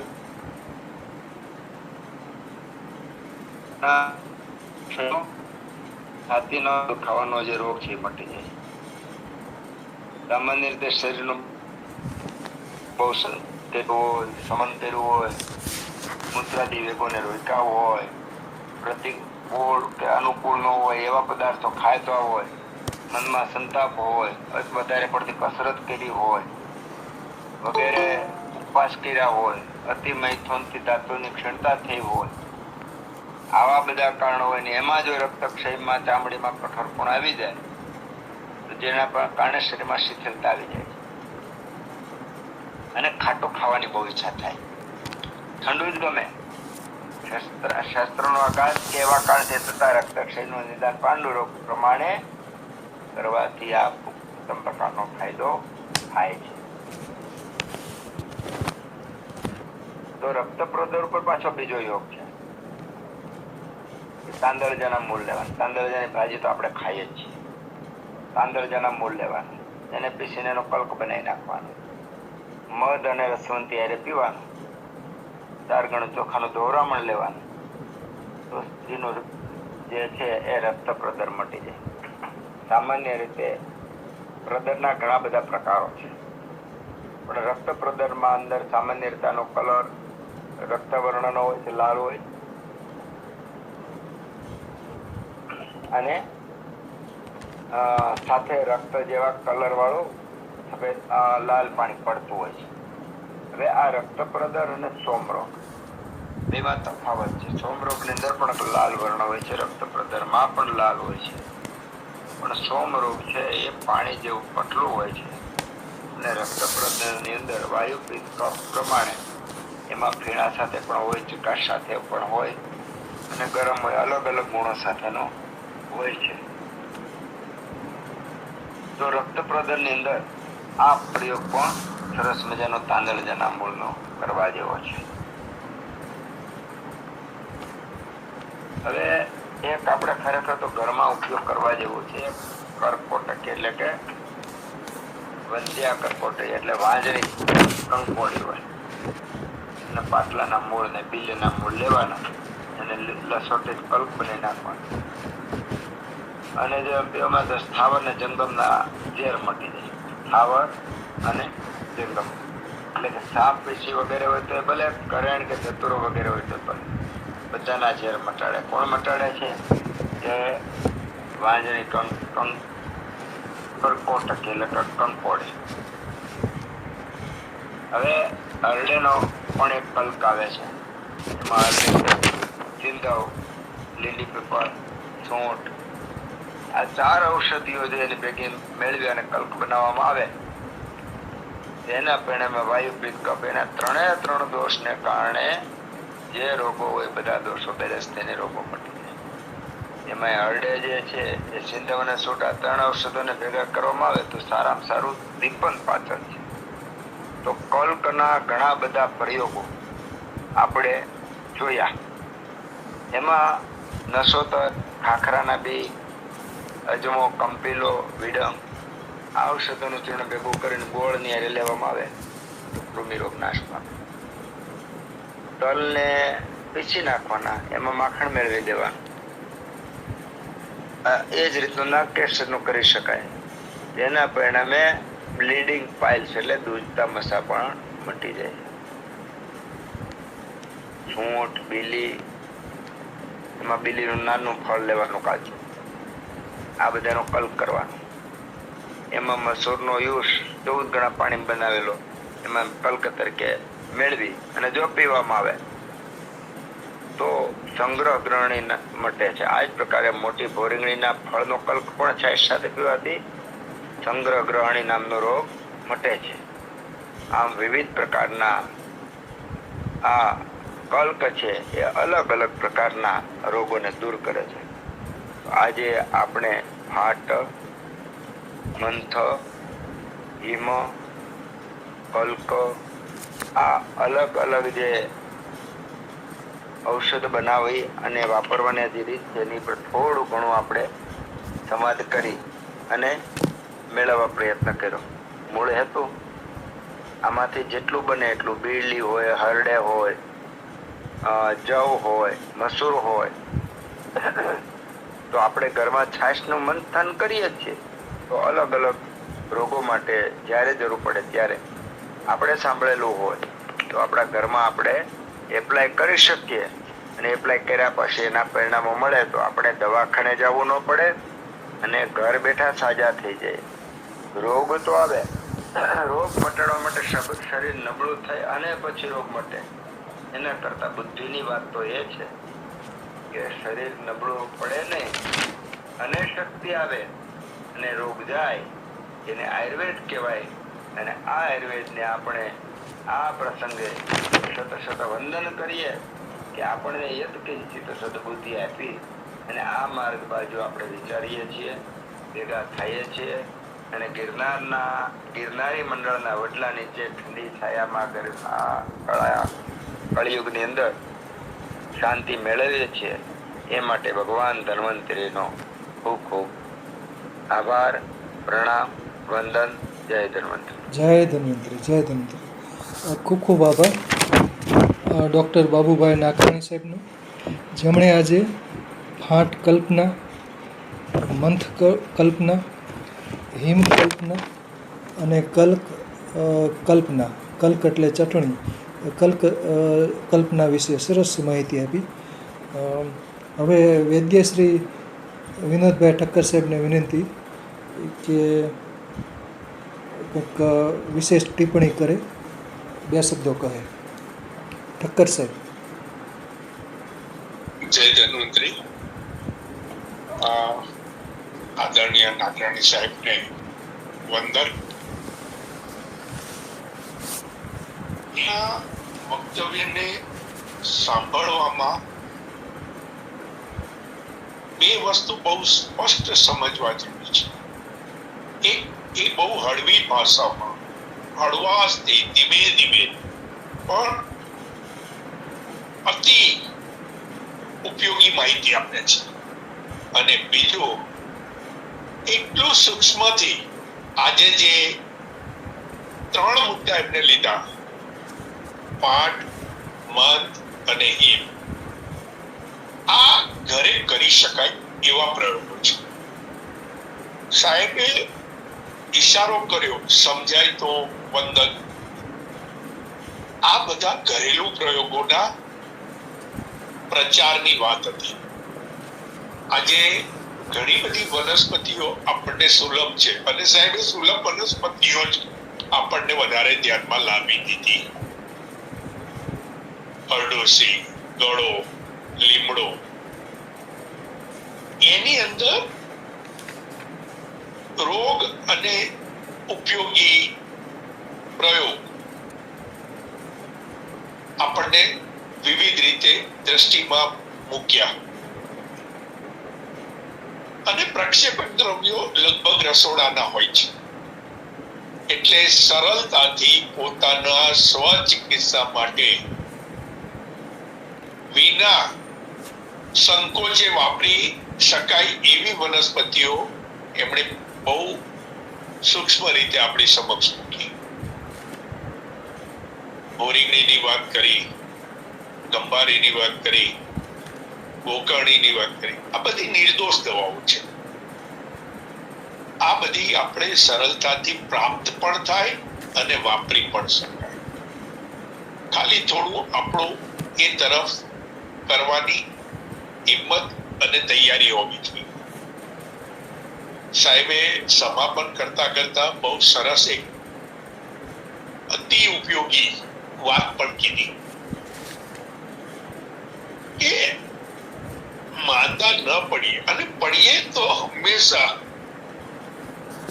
જ્યારે એ બાળ અવસ્થામાં હોય કોઈ પણ રોગ, અને જો આવા પ્રયોગો આપણે આદરી અને લાભ લઈ લઈએ તો આપણે લાંબી ચિકિત્સાના પગલે જવું ન પડે. હું તો જ્યારે હળવાશ મળે છે ત્યારે નાકરાણી સાહેબના અગાઉના પણ સાંભળતો હોઉં છું. એકદમ ટૂંકું અને ઉપયોગી માહિતી એ આપતા જ રહે છે. મને વંદન કરવાનું ફરી મન થાય, કારણ કે વર્તમાન સમયમાં આર્થિક નુકસાન એટલું નહીં, શારીરિક નુકસાન પણ વધતું જાય છે. એટલે આવા પ્રયોગો જો આપણે ઘર બેઠા પ્રચલિત કરીએ તો પોતાના સ્વપરિવાર પૂરતું તો આપણે એક સારું જીવન સ્થાપી શકીએ. આટલું કઈ વિશેષ ન કહેતા વિરામ લઈશ. અસ્તુ. વાહ વાહ, સરસ, આભાર ઠક્કર સાહેબ. હવે હું કેટલાક પ્રશ્નો પૂછું છું. આમ તો ફાંટ એટલે કે એને ઇન્ફ્યુઝન કહેવામાં આવે છે. ફાંટ, આમાં ફાંટ અને આપણે ક્વાથ એટલે કે ઉકાળો, એના વચ્ચેનો તફાવત જણાવો. નાકરાણી સાહેબ. હા, નમસ્તે. હવે ઉકાળામાં આપણે આગળ જોયું તો ઉકાળામાં સામાન્ય રીતે 4 ગણું કે 16 ગણું પાણી લેવાનું હોય. વધારે હાર્ડ ઔષધો હોય તો આપણે વધારે પડતું પાણી લેવાનું હોય. તો ઉકાળાની અંદર જે ઔષધો વપરાય છે સામાન્ય રીતે એ ઔષધોમાં પૃથ્વી મહાભૂત તત્વ વધારે હોય છે અને કઠિનતા વધારે હોય છે. એના કારણે એને વિશેષ કરીને ઉકાળવું પડતું હોય છે, અને વધારે ઉકાળવાને પરિણામે એની અંદર રહેલા જે તત્વો ઉકાળામાં આવી જાય છે, અને એનો ચોથો ભાગ રહે ત્યાં સુધી ઉકાળવાનું હોય છે. તો આ જે માપ છે એ હેતુ દરેકે દરેક કલ્પના સહેતુક સાયન્ટિફિક રીતે જ બનાવેલી છે. તો એ બનાવવાનો હેતુ ઔષધો, કઠિન ઔષધોનો 4 ભાગ છે ઉકાળામાં આવી જાય, એ હેતુ પહેલો હેતુ. બીજો, લાંબા સમય સુધી અગ્નિ આપવાને કારણે પચવામાં બહુ સુપાચ્ય બની જાય. તો ઉકાળો બનાવવાની રીત છે, એમાં વપરાતા ઔષધો અને હેતુ જે દર્દીના અગ્નિને બેલેન્સ કરવાનો છે. જ્યારે ફાંટની અંદર પાણીને ખાલી ઉકાળવાનું છે, 3 ભાગનું કે 4 ભાગનું બાળવાનું નથી. ઉકાળીને ઠંડુ ઔષધો નાખીને ઉકાળી નાખવાનું અને પછી બંધ કરી દેવાની અગ્નિ. ઠરી જાય એટલે ગાળીને પી લેવાના. એનું કારણ છે ફાંટમાં વપરાતી ઔષધિઓ ઉકાળામાં વપરાતી ઔષધિઓ કરતા સામાન્ય રીતે મૃદુ ગુણ ધરાવતી હોય છે. પણ ઘણી વાર ઉકાળાની જ ઔષધિઓ આમાં વપરાતી, પણ એમાં એની સાથે એમાં પ્રક્ષેપદ્રવ્ય બીજું કઈ ભળે તો એમાં એના ગુણ બદલી જતા હોય છે. તો મારે 2 રીતે ઉત્તર આપવા જોઈએ ખરેખર તો, કે વાથનું પ્રયોજન અને ફાંટનું પ્રયોજન. વાથનું માપ અને ફાંટનું માપ. તો વાથને 4 ગણું કે 16 ગણું પાણી નાખી અને ચોથા ભાગનું રે ઉતારી અને એ રીતનો ઉપયોગ છે. ફાંટને માની લો કે 4 તોલા ઔષધ, તેમાં 16 તોલા પાણી નાખીને ઉકાળે તરત ઉકળી ગયું, ઉભરો આવ્યો એટલે બંધ કરી દીધું અને ઠરી ગયું, પછી એને પી લેવાનું. તો પેલા તો બનાવવાની 2 રીતનો આ તફાવત છે. હેતુ ઉકાળામાં ઔષધિઓને વધુમાં વધુ અગ્નિ આપી અને એમાં રહેલા તત્વો જલ દ્રવ્યની અંદર આવી જાય, એ હેતુ છે. ફાંટની અંદર મૃદુ ઔષધિઓ વધારે હોવાને પરિણામે એને એટલી બધી ઉકાળવી પડતી નથી, પહેલું કારણ. બીજું, વાતની અંદર અગ્નિને જલ્દી આત્મસાત થઈ જાય, પચી જાય, એટલા માટે ક્વાથનો ઉપયોગ એ હેતુ માટે છે. જ્યારે ફાટનો ઉપયોગ અગ્નિ ને ધ્યાનમાં રાખી અને એવા ઔષધોથી ફાટ બનાવવાનો છે. એટલે બેનો હેતુ અને બેને બનાવવાની રીત એટલી અલગ અલગ છે. અને આ પ્રશ્નોત્તરીમાં ઠક્કર સાહેબ વગેરે વિદ્વાન મિત્રો ટિપ્પણી કરી અને ઉમેરી પણ શકે અને ક્યાંય મારી ભૂલ હોય તો સુધારીને થોડું એ પણ કરી શકે કે જેના કારણે ખ્યાલ આવે. તો એના કારણે શું થાય, સમાજના રૂપમાં આપણને થોડું જ્ઞાન વધારે મળશે. બરાબર છે. બોલો ઠક્કર સાહેબ. સાહેબ, આપની શક્તિઓ તો હોય જ નહીં, પણ ઉમેરો કરવાનું હોય, કારણ કે આપણે જે વિષય લીધો છે અને પ્રશ્નો સમજવા જેવા છે. આજે જે આ વિવિધ ઔષધ આયોજનો જે આપણા શાસ્ત્રોમાં આપ્યા છે, વાત, પાઠ, મત, કલ્ક, સ્વરસ, એ દર્દીની બરાબર અવસ્થા, રોગની અવસ્થા, કષ્ટ સાધ્ય, સુખ સાધ્ય, યાપ્ય, અસાધ્ય, ઋતુ અને દર્દીના બીજા સંકલિત લક્ષણો આના ઉપર હોય છે. કસાઈ જે સાહેબે કીધું એ સુપાચ્ય, જલ્દી શરીરમાં આત્મસાત થાય એટલા માટે, અને જે એમને બહુ સરસ શબ્દ વાપર્યો, પૃથ્વી તત્વ. એટલે ક્વાથ જે છે એ લઘુતા, જલ્દી એમાં ગુણ વૃદ્ધિ થાય અને સુપાચ્ય બને. અને જે ફાટની વાત થઈ, તો ફાટ જે છે એ મેં કહ્યું ને, બલાબલ અને રોગ. હવે બહુ દુબળો શરીરની વ્યક્તિ હોય અને એના અથવા સુકોમળ બાળક હોય, ગર્ભવતી સ્ત્રી હોય, તો ત્યાં કદાચ કસાઈ ના વાપરી શકાય, પણ ત્યાં આ ફાટ વાપરી શકાય.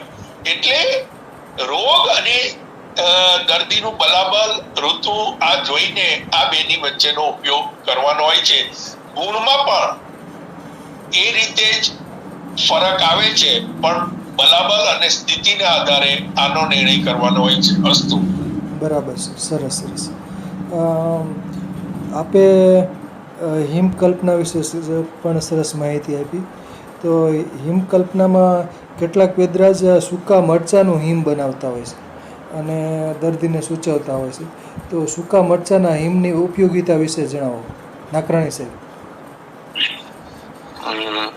સૂકા લાલ મરચાં. સામાન્ય રીતે હિમ બનાવવા માટે આપણે આમાં બહુ થોડું ઘણો વિસ્તાર વાઇઝ સમજ્યા છે કે હિમ બનાવવાનો હેતુ, હિમ એટલે કે ઠંડા ગુણો ઉત્પન્ન કરવાનો છે. માની લો તીક્ષ્ણ ગુણો હોય, ઉષ્ણ ગુણો હોય, એને થોડું મંદ પાડી અને શીત ગુણો આવે તો દર્દીને સાત્મ્ય થઈ જાય અને પિત્ત કે રક્તની વૃદ્ધિ ન થાય, એવો હેતુ હોય છે. સામાન્ય રીતે મરચાનો ગુણ તીખો છે અને તીખો ગુણ છે એ ખૂબ બધા ફાયદા કરનાર છે. એનું જરાક હું વાત કરી દઉં. કટોર ગલા મયો દર્દ કુષ્ઠાલસ શોભજીત. એટલે કટુ એટલે તીખો રસ છે ને, એ ગળાના ભયંકરમાં ભયંકર રોગો મટાડે. કટોર ગલા મયો દર્દ, ઉદર્દ એટલે કે શિરસને પણ મટાડે છે. કુષ્ઠ જેવા કુષ્ઠને મટાડે છે. અલ્સર જેવા અલ્સર રોગને મટાડે છે. અને ક્લેદ, મેદ, વસા, મજા, આ બધાય તો મટાડે છે. સાથે સાથે જો એનો અતિ ઉપયોગ કરવામાં આવે તો મૂર્છા, માંકુંચનમ, કંપમ, કટી પૃષ્ઠા, દિશુ વ્યથા, મૂર્છા થાય, કમરમાં દુખાવો થાય, પીઠમાં દુખાવો થાય, એનો અતિ ઉપયોગ કરવામાં આવે.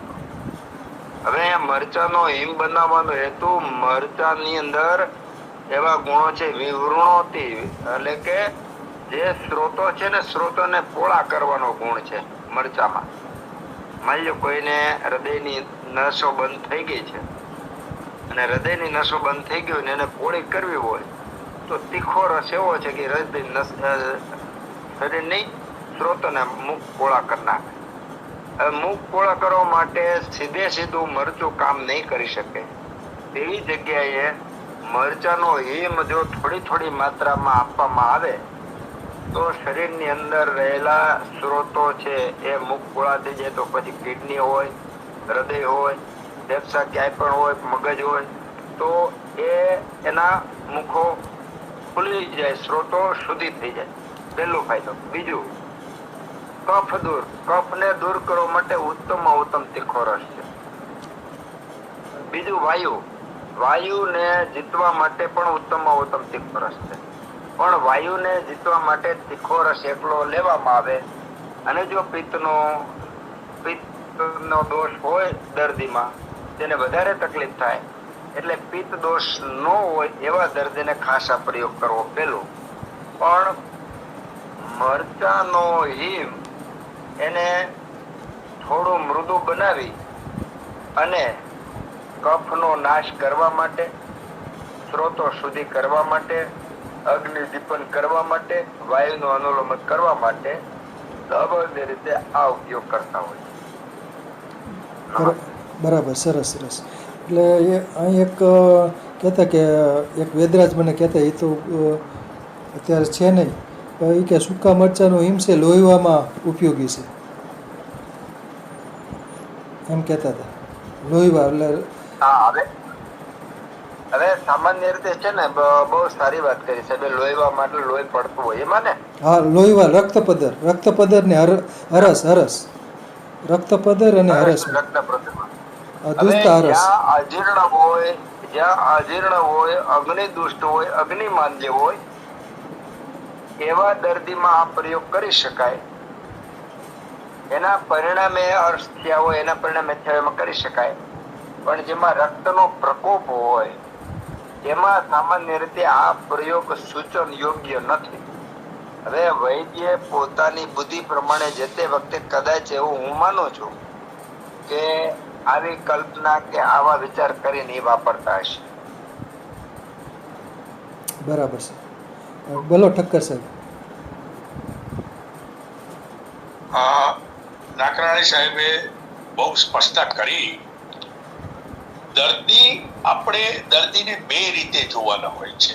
એક, એનો બંધારણ અને એની પ્રકૃતિ. એટલે ઘણીવાર આ પ્રયોગો ઉપયોગી થઈ શકતા હોય, એમાં કોઈ બેમત નથી, પણ એ સર્વસામાન્ય ઉપયોગી થઈ શકતા હોય એવું માનવું પણ થોડું વિચારવા જેવું થાય. કારણ કે પ્રકૃતિ ભેદના હિસાબે કદાચ આવા પ્રયોગ વાપર્યા હોય ને પરિણામ મળ્યું હોય, બની શકે.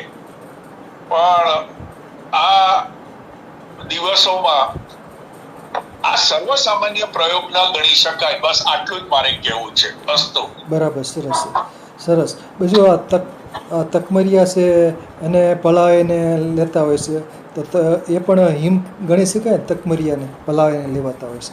નાકરાણી સાહેબ. ગણી શકાય. બરાબર છે. વરિયાળી પણ પલાવીને લેવાય છે. અને બીજું ગોળને પણ પલાવીને લેવાનું ઘણીવાર કહેતા હોય છે. બરાબર. શરબત બનાવવો હોય ઉનાળામાં, તો ગોળને 3-4 કલાક કે 5 કલાક એ રીતના પલાવી રાખે, પછી એમાં વરિયાળી કે બીજા ઉમેરતા હોય છે અને એનો પછી એ વાપરતા હોય છે. બીજું, પલાશના પુષ્પોનો હિમ વિશે માહિતી આપો. એટલે કેસુડા, સૂકા પુષ્પોનો હિમ, એના વિશે માહિતી આપો. કયા કયા રોગમાં વાપરીએ કે કેસુડાના પુષ્પોને પલાવીને એનું હિમ. હવે આપણને સામાન્ય રીતે બધાને ખબર જ છે કે પલાશ પુષ્પ એટલે કે કેસુડા એ આપણે સ્નાન માટે પણ વાપરીએ છીએ. અત્યારે આ છેલ્લા 2 વર્ષથી કેસુડાનો સાબુ બહુ પ્રચલિત થયો છે અને એ ખરેખર આનંદની બહુ આનંદની વાત છે. હવે આ સંતૂર ના અંતે બધા અલગ અલગ જે સાબુ વાપરે ને જેમાં સંતૂર હોતું જ નથી, એને બદલે આ કેસુડાના સાબુ ખૂબ લોકપ્રિય બન્યા છે, લોકભોગ્ય બન્યા છે અને ખૂબ બધા ગામડા લોકો પણ બનાવે છે અને માણસો વાપરે. હવે કેસું સામાન્ય રીતે ખાખરાના ફળ અને ખાખરાના ફૂલ, ખાખરાની છાલ, ખાખરાનો ગુંદ અને એના ગુણો આપણે જ્યારે જોઈએ તો આમળાના પ્રયોગને ઘણા બધા પ્રયોગો ખાખરાના આપેલા છે. તો ખાખરાના જેટલા ગુણો છે બધા ગુણો મૃદુ સ્વરૂપે દરેકના પુષ્પમાં હોય છે. એટલે ખાખરામાં દાખલા તરીકે તુરો રસ હોય, સ્નિગ્ધ રસ હોય, તો આ બધા ગુણો આની અંદર આવે છે. કૃમિનાશકનો ગુણ છે એ પણ એનામાં પુષ્પમાં આવે છે, પણ મૃદુ ગુણ એટલે કે એકદમ મૃદુ અવસ્થામાં જલ તત્વ પ્રધાન હોય છે એ વખતે પુષ્પની અંદર. બરાબર છે. ઓલા એટલે કે ઓલા ઊનવા જેવા રોગો હોય, ઊનવા, પેશાબ ને બળતરા હોય, જલ તત્વ વધારે હોય છે એના કારણે એ સામાન્ય રીતે ગરમીના તમામ રોગોમાં દૂર કરે, ગરમીના તમામ રોગો દૂર કરે. પછી જ્યાં રક્તના રોગો હોય ને ત્યાં સામાન્ય રીતે ચામડીના રોગો પણ જોડાયેલા હોય છે, તો ચામડીના રોગોને પણ એ દૂર કરે. રક્ત અને ચામડી જ્યાં જોડાયેલી હોય ને ત્યાં નર્વસ સિસ્ટમ એટલે મનના રોગો પણ હોય છે, એટલે મનના રોગો પણ દૂર કરે. અને આ બે જ્યાં ભેગું હોય ત્યાં સામાન્ય રીતે રજોગુણની વૃદ્ધિ ને એવું બધું હોય છે. એટલે ઘણીવાર આપણી પાસે બુદ્ધિ હોય ન હોય પણ લોકભોગ્ય થયેલા આવા પ્રયોગો વાપરવાથી સેજે આરોગ્ય મળે. ગરમીના દિવસોમાં, રક્તમાં કે ચામડીના રોગોમાં પણ આ ઠંડક તરીકે પણ સારામાં સારું વાપરી શકાય એવું છે. બરાબર છે. બીજું આપણે કાળી દ્રાક્ષ પલાળીને લેતા હોય છે, તો કાળી દ્રાક્ષનું હિમ કયા કયા રોગોમાં ઉપયોગી છે? કાળી દ્રાક્ષ પલાળીને લેવા. કાળી દ્રાક્ષ પહેલું તો ઉત્તમમાં ઉત્તમ છે. આંતરડા માટે આપણને મૃદુતા લાવનાર, સ્મૂથ લાવનાર છે. એમાં જો ખૂબ મોટી માત્રામાં જો આનો પ્રયોગ કરવામાં આવે, સામાન્ય રીતે ઔષધની અંદર જો એક્સેસિવ ડોઝ કહેવાય કે ઓવરડોઝ કહેવાય, ઓવરડોઝનો એકાદી વખત પ્રયોગ કરી લેવામાં આવે તો શરીરને હલબલાવીને એના ગુણોથી સબર બની જાય. તો દાખલા તરીકે એક દિવસ, આખો દિવસ દ્રાક્ષનો હિમજ પીવામાં આપવામાં આવે તો એક જ દિવસમાં દર્દીની ભયંકરમાં ભયંકર એસિડિટી મટી જાય. એનો અલ્સરમાં બ્લીડિંગ થતું હોય તો એ બ્લીડિંગ પણ એક જ દિવસમાં મટી જાય આ દ્રાક્ષનાથી. અને દ્રાક્ષનો એમ આંતરડા માટે એકદમ આનંદદાયક છે. રક્તને અને પિત્તને સમાવનારું છે, વાયુનું અનુલોમન કરનાર છે, મનને શાંતિ આપનાર છે, ઉનાળાનું ઉત્તમમાં ઉત્તમ પીણું છે, પિત્તવાળા માટે આશીર્વાદરૂપ છે. એટલે ગરમીના રોગોમાં એ ખૂબ. બરાબર છે. સરસ સરસ. બીજું તમે કલ્કની ચર્ચા કરી, ઘણી બધા કલ્ક વિશે ખૂબ માહિતી આપી.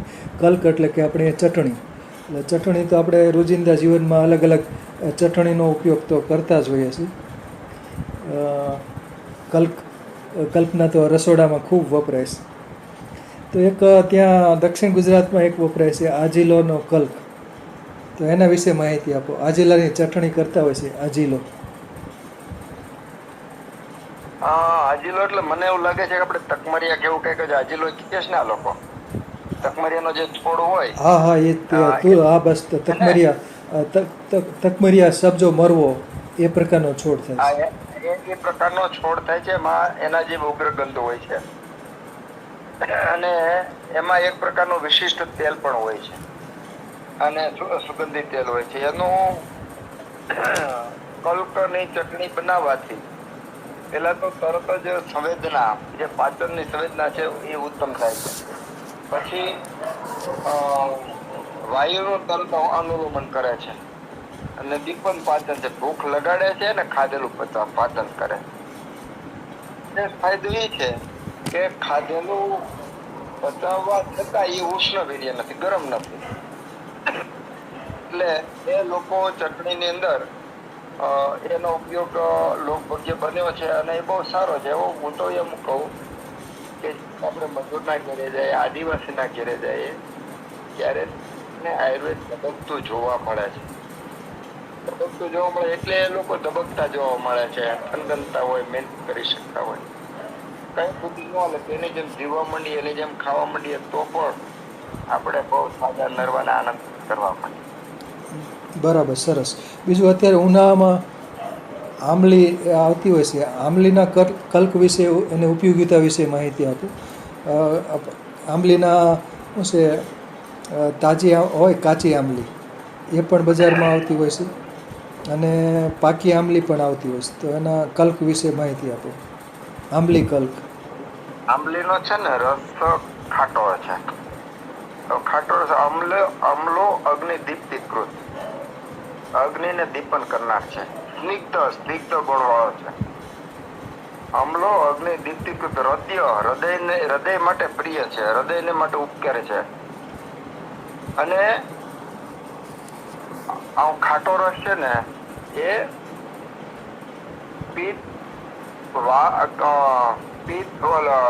કફને નાશ કરનારો છે, કફનો ઉત્તમ નાશ કરનારો છે. એટલે કફ ને વાયુ બેને નાશ કરનારો છે. હૃદયને પ્રિય છે. એટલે ખાટો રસનો ખાટી અત્યારે બે પ્રકારની આપણને આંબલી મળે છે. એક તો આંબલીમાં આવેલી કાચી અને આંબલીમાં આવેલી પાકી. આંબલીમાં આવેલી કાચી એમાં ખાટો રસ વિશેષ કરીને હોય છે.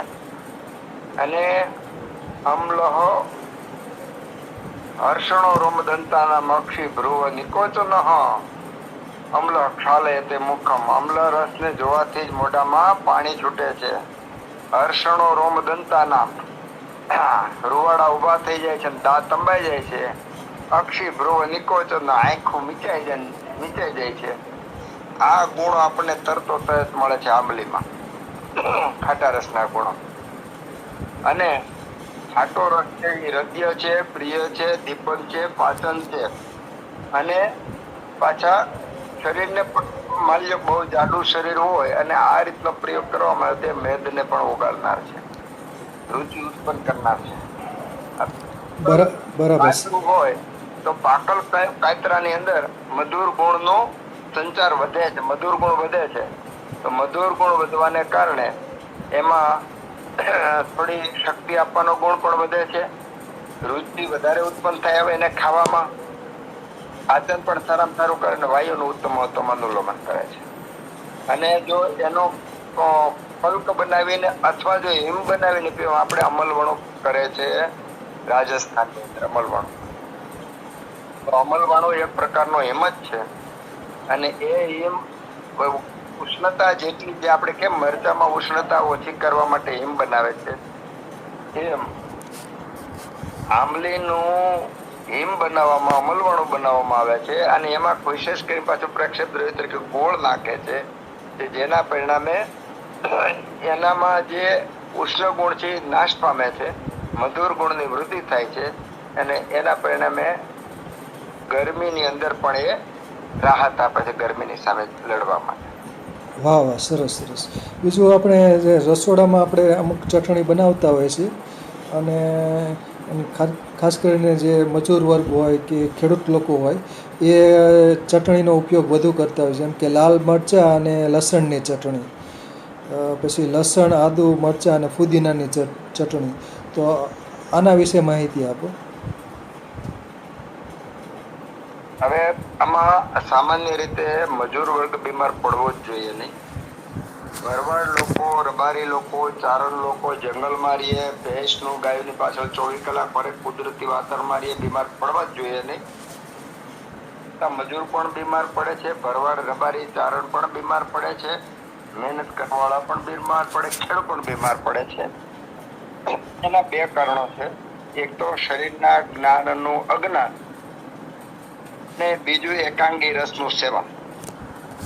મજૂર વર્ગ સામાન્ય રીતે આ ચટણીનો ઉપયોગ વધારે કરે છે. આદિવાસી લોકો પણ આનો ઉપયોગ વધારે કરે છે. એનો ફાયદો અને ગેરફાયદો બે વાત કરતી. ફાયદો એ છે કે એના કારણે શરીરમાં ચરબી વધતી નથી, ભૂખ બરાબર લાગે, પાચન બરાબર થાય છે, શરીર હળવું લાગે છે. જે દિવસે આ લોકો આ ચટણી ન ખાય એટલે એને પાચન ઓછું થાય, એના પરિણામે ખાધા પછી પેટ ભારે લાગે. એટલે ખોરાકની સાથે લેવી એ ટેવ પણ પડી ગઈ છે. અને એ જરૂરી પણ બની ગયું છે. કારણ કે એ અગ્નિને ઉત્પ્રદિત કરનારો છે. પણ આ લોકો ઘી ને દૂધ પ્રમાણમાં ખાતા જ નથી અથવા ઓછું ખાય છે, એટલે આવા વર્ગના માણસોમાં પિત્તનો પ્રકોપ વધારે હોય છે. અને પિત્તના પ્રકોપને પરિણામે એ લોકોમાં ગરમીના રોગો, પીળીઓ એટલે કે કમળાના રોગો, પછી તાવ, એવા બધા રોગો પ્રમાણમાં વધારે હોય છે. અને એવા દર્દીઓમાં ડાયાબિટીસ અને બીપી ન હોય, એટેક ન હોય, પણ સામાન્ય રીતે આવા રોગો વધારે હોય છે.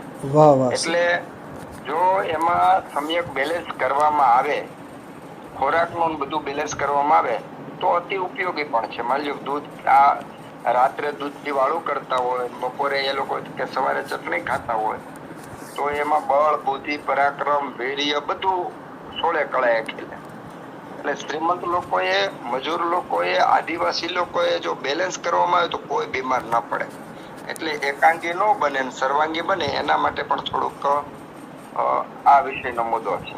વાહ વાહ, સરસ સરસ સરસ, ખૂબ ખૂબ આભાર, સરસ.